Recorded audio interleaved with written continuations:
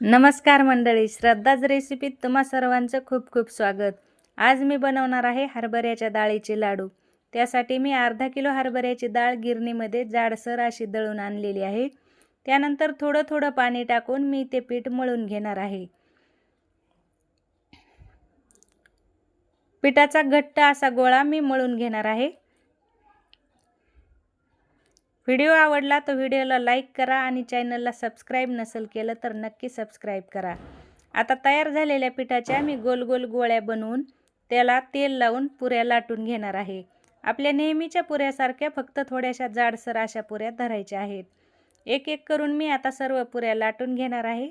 त्यानंतर कढईमध्ये तेल गरम करून मी त्या पुऱ्या तळून घेणार आहे। पुऱ्या तळताना व्यवस्थित तळल्या पाहिजे याची काळजी घ्यायची।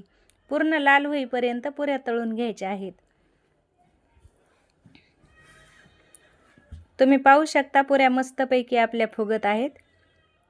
तर मी आता सर्व पुऱ्या तळून घेणार आहे। पुऱ्या तळून झाल्या की थोड्या थंड झाल्यावर मी अशा त्या मोडून घेणार आहे हाताने लगेच भुगा होत्यात। त्यानंतर आता कुस्करून घेतलेल्या पुऱ्या मी मिक्सरमध्ये काढून घेणार आहे।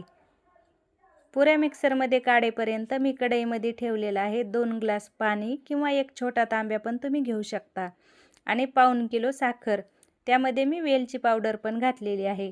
आता पाक कसा चेक करायचा ते मी सांगते। एका झाकणात मी पाणी घेतलेलं आहे, पाक टाकला आहे, असा बोटाने चिटकून पाहायचा गोळी हाताला व्यवस्थित लागते का नाही। तर आता पाक तयार झालेला आहे तर तो मी त्या पिठामध्ये घालून घेणार आहे। उलटण्याने आपल्याला व्यवस्थित हलवून घ्यायचं आहे आणि रात्रभर मी हे ताट असंच झाकून ठेवणार आहे। पाक व्यवस्थित मुरला की आपल्याला त्याचे लाडू बांधायचे आहेत। तुम्ही मोदकाच्या साच्याने, लाडूच्या साच्याने किंवा हाताने लाडू बांधू शकतात। मी हाताने असे लाडू बांधून घेतले आहे। जिभेवर ठेवताच लगेच विरघळतात हे लाडू। तुम्ही नक्की करून पहा आणि व्हिडिओ कसा वाटला कमेंट करून नक्की